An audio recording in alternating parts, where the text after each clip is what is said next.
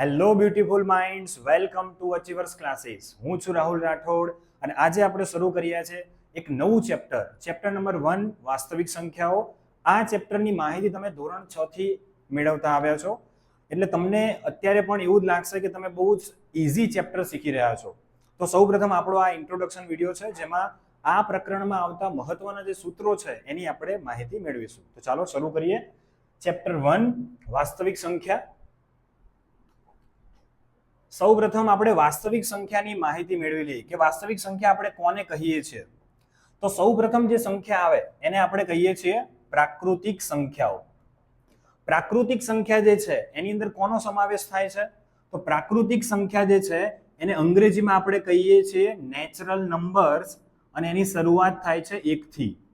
1 થી લઈને અનંત સુધીની ધન સંખ્યાઓ છે એ પ્રાકૃતિક સંખ્યામાં આવશે.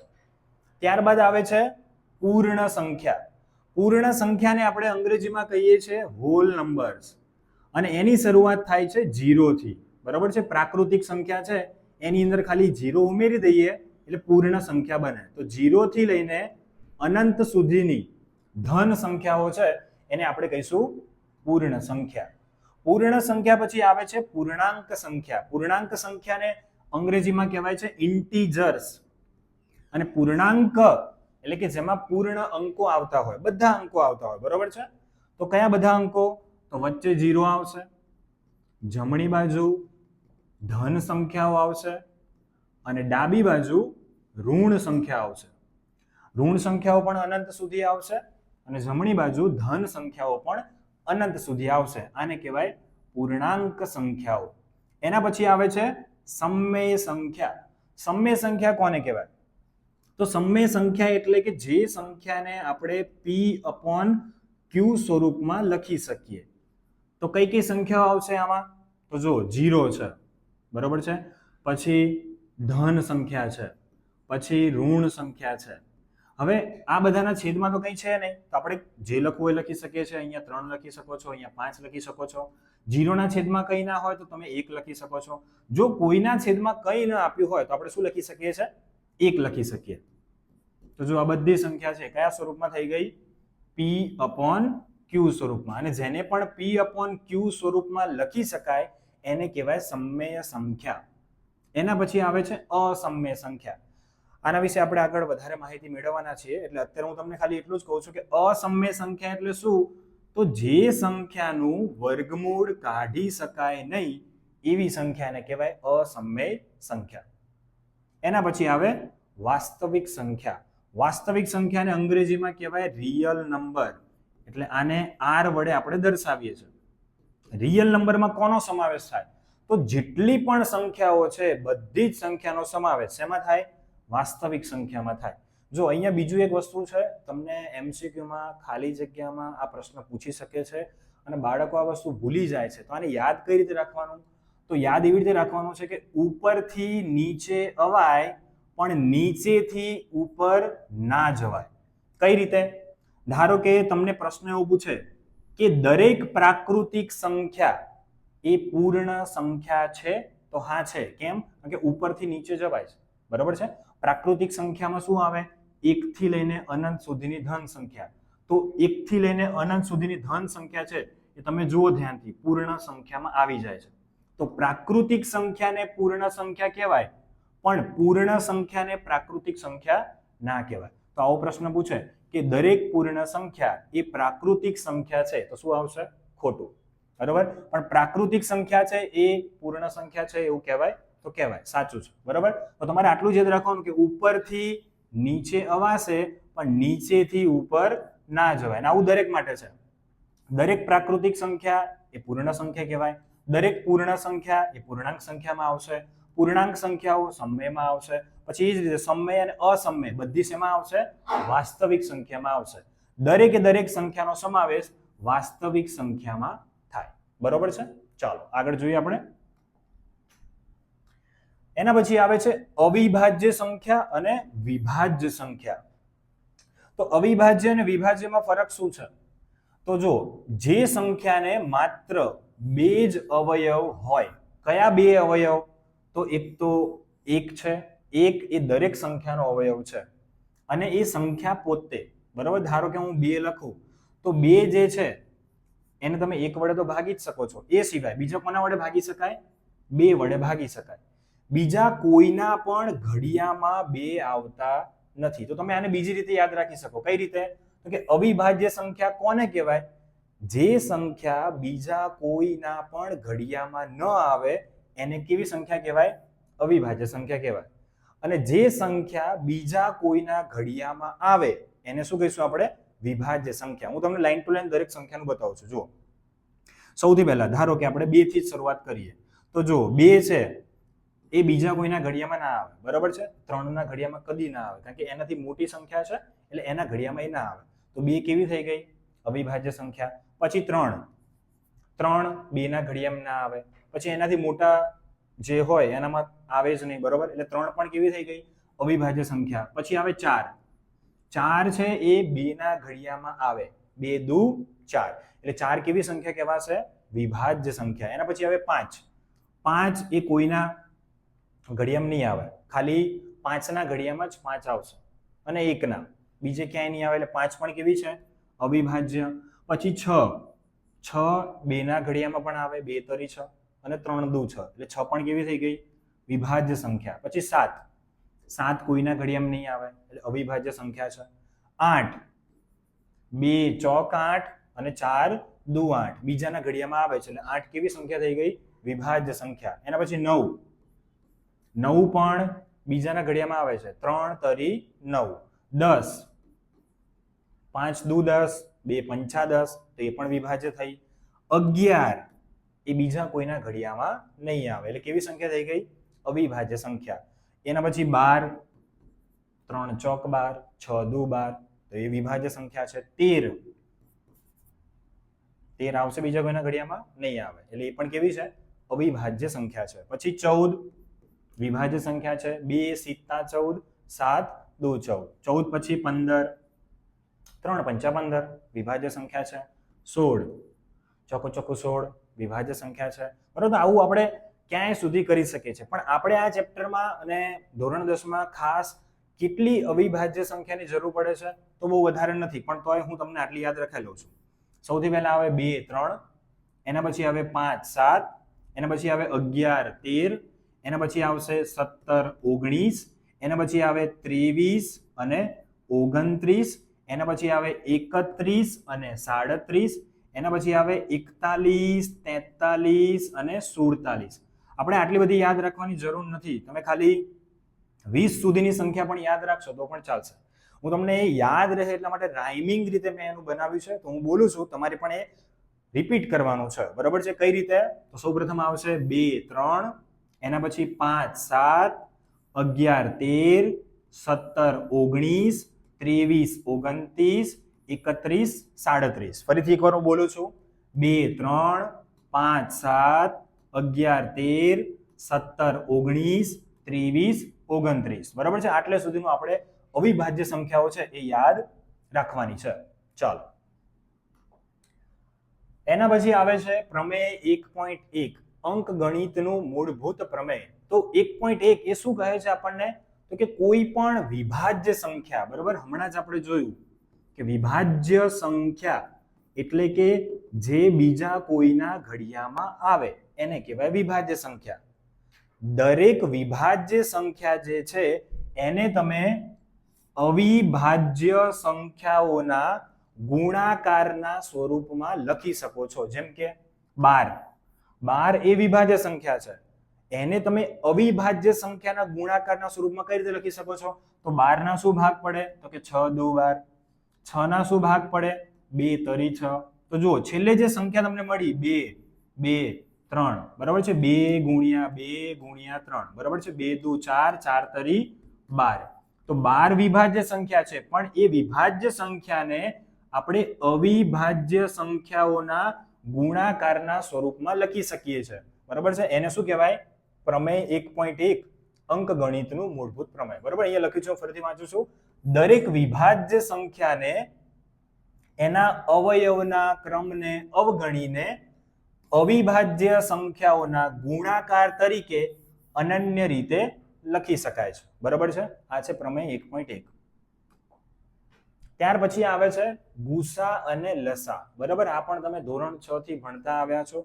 ઘણા બધા બાળકો ગુસા અને લસા છે ભૂલી જાય છે કે આને યાદ કઈ રીતે રાખવું. બરાબર છે, તો આ જો બહુ જોરદાર ટ્રીક એક લઈને આવ્યો છું કે જેથી તમને બહુ સરળતાથી ગુસા અને લસા છે આરામથી યાદ રહી જશે. સૌ પહેલા તો એ સમજી લો શોર્ટમાં આને કઈ રીતે યાદ રાખવાનું છે. તો ગુસા એટલે શું? તો કે ગુરુત્તમ સામાન્ય અવયવ, અને લસા એટલે શું? લઘુત્તમ સામાન્ય અવયવી. બરાબર છે, આ અવયવ છે અને આ અવયવી છે. અવયવી એટલે એનો જે પણ ઘડિયો છે તમે બોલતા જાઓ, પાછળ જે સંખ્યાઓ આવે એને અવયવી કહેવાય. અને અવયવ એટલે એની પહેલાની જે સંખ્યા હોય એમાંથી તમે એના વડે ભાગો અને જે મળે એ અવયવ છે. ચલો, ગુસા અને લસા કઈ રીતે શોધવાના? તો ગુસા કઈ રીતે શોધવાનો છે?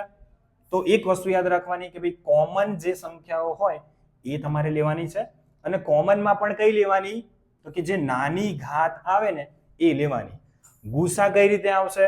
તો કે કોમન અને નાની ઘાત.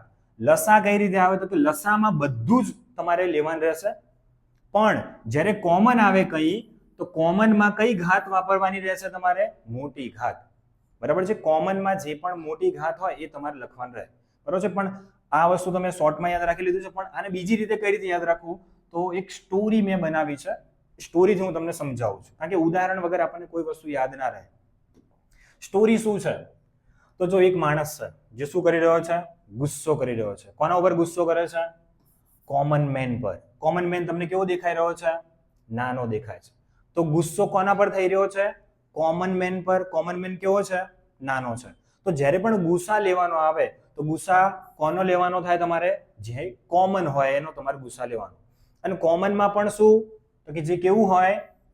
નાનું હોય, એટલે કે નાની ઘાત હોય એ તમારો ગુસા કહેવાશે. બરાબર છે, ઉદાહરણ તમને અહીંયા આપ્યું છે એ હું તમને બતાવું છું. જો 12 અને 18, હું તમને અહીંયા 12 ના ભાગ પાડીને બતાવું છું. 12 ના શું ભાગ પડશે? 2 છંગ 12. 6 ના શું ભાગ પડશે? 2 તરી 6. તો જો 12 ના શું અવયવ મળે આપણને? તો 12 ના અવયવ મળે છે 2 ગુણ્યા 2 ગુણ્યા 3. તો 2 કેટલી વાર આવે છે? 2 વાર આવે છે. બરાબર છે, તો આને તમે આવી રીતે પણ લખી શકો, 2 ની 2 ઘાત ગુણ્યા 3. બીજી કઈ સંખ્યા છે? 18. તો જો હું 18 ના પણ ભાગ પાડું છું. 3 છંગ 18. 6 ના શું ભાગ પડશે? 2 તરી 6. તો 18 ના કયા ભાગ પડ્યા? તો 18 બરાબર 3 ગુણ્યા 2 ગુણ્યા 3. 3 કેટલી વાર આવે છે? 2 વાર. તો 3 ની 2 ઘાત ગુણ્યા 2. હવે મારે ગુસા શોધવો છે. તો ગુસા શોધવો હોય તો ગુસ્સો કોના ઉપર થાય? Common main. આમાં કોમન શું છે? તો જુઓ, આ સંખ્યા અને આ સંખ્યા, આમાં કોમન શું છે? તો કે જો અહીંયા પણ 2 આવે છે, અહીંયા પણ 2 આવે છે, તો 2 કોમન થયો. અહીંયા પણ 3 આવે છે, અહીંયા પણ 3 આવે છે, તો 3 પણ કોમન થયું. એટલે 2 અને 3 બંને લેવાનું છે. પણ કોમન મેનમાં શું લેવાનું? નાનું. નાનું એટલે જેની ઘાત નાની હોય. તો જો અહીંયા 2 ની 2 ઘાત છે, પણ અહીંયા 2 ની 1 જ ઘાત છે, તો જે નાનું હોય લેવાનું. એટલે આપણે શું લઈશું? 2 લઈશું. તો અહીંયા લખું છું ગુસા બરાબર 2 ગુણ્યા અહીંયા 3 ની 1 ઘાત છે, અહીંયા 3 ની 2 ઘાત છે, તો જે નાનું હોય એ આપણે લેવાનું. નાનું શું છે? તો કે 3 ની 1 ઘાત. તો આપણે અહીંયા લખીશું 3. 2 ગુણ્યા 3, 2 તરી 6. તો આપણો ગુસા શું આવ્યો? 6 આવ્યો. બરોબર છે, તો ગુસા તમારે આવી રીતે શોધવાનું. ફરીથી એકવાર રિપીટ કરું છું, ગુસ્સો કોના ઉપર થશે? કોમન મેન પર. અને કોમન મેનમાં કેવી લેવાની ઘાત? તમારે નાની ઘાત લેવાની છે. બરાબર, આ ઉદાહરણ જો દિમાગમાં રાખશો તો તમે ગુસા છે એ કદી ભૂલશો નહીં. એના પછી આવે છે લસા. લસા માટે પણ મેં સ્ટોરી બનાવી છે જોરદાર, તમને યાદ રહી જશે. તો શું સ્ટોરી છે? પહેલા તો જો તમે યાદ રાખી લો, લસા અ જે હોય એમાં શું લેવાનું છે? આપણે બધું જ લેવાનું છે. લસામાં શું લેવાનું છે? બધું જ. અને જ્યારે કોમન હોય ત્યારે કઈ ઘાત? મોટી ઘાત. આને કઈ રીતે યાદ રાખશો? કારણ કે ભૂલી જઈએ છીએ આપણે બધા, ઉદાહરણ વગર આપણને યાદ રહેતું નથી. તો જો મેં મસ્ત સ્ટોરી બનાવી છે. અહીંયા લસ્સી તમને આપેલી છે, બરાબર. અત્યારે એમ પણ ઉનાળાની સિઝન છે, તો ઉનાળામાં આપણે શું પીએ? લસ્સી પીએ. હવે તમે લસ્સીને ધ્યાનથી જુઓ તો લસ્સી અહીંયા ઘણી બધી છે. અને જો બાળકોને પૂછવામાં આવે કઈ લસ્સી પીશો, તો કોઈ ના નહીં પાડે, હું બધી લસ્સી પીશ. બરાબર છે, તો આપણે પણ અહીંયા એવું જ કરવાનું છે કે લસા જ્યારે આવે ત્યારે બધી જ સંખ્યા તમારે લખવાની રહેશે, એક પણ સંખ્યા બાકી રહેશે નહીં. પણ જો એક ને એક ફ્લેવરની લસ્સી હશે તો તમે કઈ લસ્સી પીશો? તો કે જે ગ્લાસ મોટો હશે. જેમ કે જુઓ, આ જે લસ્સી છે બંનેનો ફ્લેવર સેમ જ છે, પણ આ લસ્સીનો ગ્લાસ કેવો છે? નાનો છે. તો બાળકોને પૂછશો કયો ગ્લાસ પીશો, તો આમાં ના જ પડશે બધા, મારે મોટો ગ્લાસ જ જોઈએ. બરાબર છે? તો જ્યારે કોમન આવે ત્યારે આપણે શું કરીશું? તો કે જે મોટી ઘાત હોય એ આપણે લખીશું, અને બાકીની બધી લસ્સી તો આપણે લેવાની છે. બરાબર છે? તો લસામાં આ રીતે આપણે ગણતરી કરશું. તો હું તમને ઉદાહરણ દ્વારા પણ આ સમજાવું છું કે જો બે સંખ્યા છે 12 અને 18. હમણાં આપણે આ જોઈ લીધું છે. 12 અને 18 ના ભાગ કઈ રીતે પડશે? તો 12 ના શું ભાગ પડે? 2 છંગ 12. 6 ના શું ભાગ પડે? 2 તરી 6. તો 12 ના કુલ કેટલા અવયવ મળે છે આપણને? તો 12 બરાબર 1, 2 અને 3. આ ત્રણ સંખ્યાઓ મળે છે. તો 2 કેટલી વાર આવે છે? 2 વાર. એટલે 2 ની 2 ઘાત ગુણ્યા 3. આ જ રીતે 18 નું કરીએ તો 2 9 18. પછી 9 ના શું ભાગ પડશે? 3 તરી 9. 2 3 3. આ 18 ના અવયવ છે. તો 18 બરાબર શું લખશું આપણે? 2 એક વાર આવે છે અને 3 કેટલી વાર આવે છે? 3 2 વાર આવે છે. 3 ની 2 ઘાત. હવે જો લસા શોધવો છે તો લસા માટે સ્ટોરી આપણે યાદ કરવાની કે ભાઈ લસ્સી કઈ પીવાની? તો કે બધી જ. અને જ્યારે કોમન આવે તો કઈ પીવાની? તો કે જે લસ્સીનો ગ્લાસ મોટો હોય. તો જુઓ 2 છે, કોમન આવે છે, તો કોમન આવે તો કયો ગ્લાસ પીવાનો? લસ્સીનો મોટો ગ્લાસ. તો જે મોટી ઘાત હોય એ લખવાની. તો 2 ની કેટલી ઘાત આવશે? 2 ઘાત. પછી આ 2 ફરીથી તમારે લખવાના નથી. ચલો 3 ની 2 ઘાત અને અહીંયા 3 ની 1 ઘાત. તો આ પણ કોમન છે. તો કોમન હોય તો કયો ગ્લાસ પીશું? જે મોટો ગ્લાસ હોય. તો 3 ની 2 ઘાત. ધારો કે અહીંયા હજુ એક સંખ્યા છે. ધારો કે અહીંયા લખ્યું છે 5. તો તમારે 5 ક્યાંય કોમન આવતા નથી બીજે ક્યાંય. તો 5 તમારે પછી ગુણાકારમાં 5 લખી દેવાના રહે એમને. બીજી જે પણ સંખ્યાઓ આવે એ તમારે બધી સંખ્યાઓ લસામાં લખવાની રહેશે. બરાબર? પછી 2 ની 2 ઘાત એટલે 4 થાય. 3 ની 2 ઘાત એટલે 3 તરી 9 થાય. 4 9 36. એટલે તમારો લસા કેટલો થશે? 36 થાય. બરાબર છે? તો લસા તમારે આ રીતે શોધવાનો રહેશે. જો તમને ખબર ના પડે ફરીથી ઇન્ટ્રોડક્શન વિડીયો છે, બીજી વાર જુઓ. તમે એક ને એક વસ્તુ 2-3 વાર જોશો એટલે તમને ગુસા અને લસા બંને યાદ રહી જશે. આ સ્ટોરી યાદ રાખશો એટલે ગુસા લસામાં તમને ક્યાંય તકલીફ પડે નહીં. ચલો આગળ જોઈએ આપણે. મહત્વનું સૂત્ર છે. આ સૂત્ર પરીક્ષામાં પૂછાય જ છે, અથવા આના પરથી દાખલો પૂછાશે અથવા સૂત્ર પૂછાશે, પણ આ ક્યાંક ને ક્યાંક પરીક્ષામાં આવશે જ. શું સૂત્ર છે? તો ગુસા AB ગુણ્યા લસા AB બરાબર A ગુણ્યા B. A અને B એ શું છે? તો કે A અને B એ ધન પૂર્ણાંક છે, અને એ ધન પૂર્ણાંકોનો આપણે શું કરીએ છીએ? ગુણાકાર. તો સૂત્ર શું આવશે? ગુસા AB ગુણ્યા લસા AB બરાબર A ગુણ્યા B, જ્યાં A અને B આ બંને શું છે? ધન પૂર્ણાંકો છે, અને આ ધન પૂર્ણાંકોનો આપણે શું કરીએ છીએ? ગુણાકાર. ખાસ આ સૂત્રને અત્યારે યાદ રાખી લો. ગુસા ગુણ્યા લસા બરાબર A ગુણ્યા B. A અને B આ બંને શું છે? ધન પૂર્ણાંકો છે કે જેનો આપણે ગુણાકાર કરવાનો છે. આનું ચલો આપણે એક ઉદાહરણ હું તમને આપું છું જેથી તમને સમજ આવે. હમણાં જ આપણે ગુસા અને લસા બે સંખ્યાનો શોધ્યો. બરાબર છે? જો 12 અને 18 એનો આપણે શું શોધ્યો છે? અહીંયા ગુસા શોધ્યો. ગુસા શું આવે છે? આમનો 6. એ જ સંખ્યા 12 અને 18 આનો આપણે લસા પણ શોધ્યો. લસા શું આવે છે? 36. બરાબર છે? ગુસા આવ્યો છે 6 અને લસા આવ્યો છે 36. 6 અને 36. તો હું અહીંયા તમને લખીને બતાવું છું. જુઓ ગુસા કેટલો આવ્યો છે? 6 આવ્યો છે. લસા કેટલો આવ્યો છે? 36 આવ્યો છે. A ગુણ્યા B. A તરીકે સંખ્યા કઈ હતી? ત્યાં 12 હતી. અને B તરીકે બીજી સંખ્યા કઈ હતી? 18 હતી. જો આ ડાબી બાજુ અને જમણી બાજુ બંને સરખી થવી જોઈએ. કઈ રીતે? 36 ગુણ્યા 6. ચલો આપણે ગુણાકાર કરીએ. 36 ગુણ્યા 6 કરું. 6 6 36. 36 નો 6 વધી 3. 6 તરી 18. 18 ને 3 21. જવાબ શું આવે છે? 216. ગુસા અને લસાનો ગુણાકાર આવે છે 216. હવે અહીંયા A અને B તરીકે સંખ્યા કઈ હતી? તો કે 12 અને 18 હતી. 12 અને 18 નો ગુણાકાર આપણે કરીએ. બે ધન પૂર્ણાંકોનો ગુણાકાર કરીએ. 2 × 16 વધી 1, 2 × 2 ને 3, 6, 8 ને 3 11, 1, 216. તો જુઓ જમણી બાજુ જે ધન પૂર્ણાંકો છે એનો પણ ગુણાકાર શું આવે છે 216. તો ડાબી બાજુ ગુસા ગુણ્યા લસા એ પણ 216 આવે છે, અને જમણી બાજુ 12 અને 18 કે જે બે સંખ્યાનો ગુસા લસા આપણે લખ્યો છે એ બંને સંખ્યાઓ જે છે એમનો ગુણાકાર પણ શું આવે છે 216. તો ડાબી બાજુ અને જમણી બાજુ સરખી થાય છે એટલે કે આ સૂત્ર છે એ આપણે અહીંયા ચકાસીએ છીએ. તો આવા ચકાસો એવા દાખલા પણ તમને પરીક્ષામાં પૂછી શકે છે. આના ઉપરથી 3 અલગ અલગ રીતે તમને દાખલા પરીક્ષામાં પૂછી શકે. એટલે સૂત્ર ખાસ યાદ રાખો, ગુસા AB ગુણ્યા લસા AB બરાબર A ગુણ્યા B, જ્યાં A અને B શું છે ધન પૂર્ણાંકો છે. એના પછી અસમય સંખ્યાઓ. તો હમણાં જ મેં તમને આ વસ્તુ સમજાવી છે કે અસમય સંખ્યા કોને કહેવાય, તો કે જે સંખ્યા છે એનું તમે વર્ગમૂળ નથી કાઢી શકતા એને કહેવાય અસમય સંખ્યા. તો રૂટમાં તમે 2 લખો તો 2 નું વર્ગમૂળ ના નીકળે એટલે રૂટ 2 કેવી સંખ્યા થઈ ગઈ અસમય. રૂટમાં 3 લખો તો એનું પણ વર્ગમૂળ ના નીકળે એટલે પણ કેવી છે અસમય. રૂટમાં જો તમે 4 લખો છો તો ઉપર રૂટ છે પણ 4 નું વર્ગમૂળ નીકળે. શું નીકળે, તો 4 ના તમે ભાગ પાડી શકો છો. 2 દુ 4, 2 દુ 4 એટલે 2 કેટલી વાર આવ્યા 2 વાર. અહીંયા 2 ઘાત છે અને અહીંયા વર્ગમૂળ છે તો બંને કેન્સલ થઈ જાય એટલે સંખ્યા તમને શું મળશે 2 મળશે. તો 2 એ કેવી સંખ્યા થઈ ગઈ સમય સંખ્યા થઈ ગઈ. એટલે રૂટમાં 4 લખ્યા હોય તો એ સમય સંખ્યા કહેવાય. આવું પણ તમને ક્યાંક ને ક્યાંક ખાલી જગ્યામાં પૂછી શકે છે.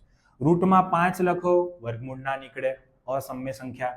રૂટમાં 6 લખો તો તમે એવું કહેશો કે સર 6 ના તો ભાગ પડે છે. શું ભાગ પડે છે, તો કે 3 દુ 6, પણ 2 નું વર્ગમૂળ ના નીકળે, 3 નું વર્ગમૂળ ના નીકળે એટલે રૂટ 6 પણ કેવી થઈ ગઈ અસમય. આવી રીતે રૂટ 7 અસમય. રૂટ 8 ના પણ ભાગ પડે. શું ભાગ પડે છે 4 દુ 8, અને 4 નું તમે વર્ગમૂળ પણ કાઢી શકો છો. 4 નું વર્ગમૂળ શું નીકળશે 2, પણ આ જે 2 છે એનું વર્ગમૂળ ના નીકળે એટલે રૂટ છેલ્લે વધે તો આ સંખ્યા પણ કેવી કહેવાય અસમય સંખ્યા કહેવાય. બરાબર છે. તો અસમય સંખ્યા એટલે એવી સંખ્યા કે જેનું વર્ગમૂળ નીકળી શકે નહીં, આને કહેવાય અસમય સંખ્યા. ત્યારબાદ છે પ્રમેય 1.2. બરાબર છે. આના દાખલા આગળ આવશે એટલે આપણે આની વધારે પ્રેક્ટિસ કરીશું, કારણ કે હું અત્યારે તમને સમજાવીશ તો પણ તમને જલ્દી એ નહીં ખબર પડે, કારણ કે આની પ્રેક્ટિસ જરૂરી છે. તો હું તમને એક ઉદાહરણ દ્વારા સમજાવવાની કોશિશ કરું છું. ચલો, P એક અવિભાજ્ય સંખ્યા છે. તો ધારો કે P તરીકે હું લઉં છું 2.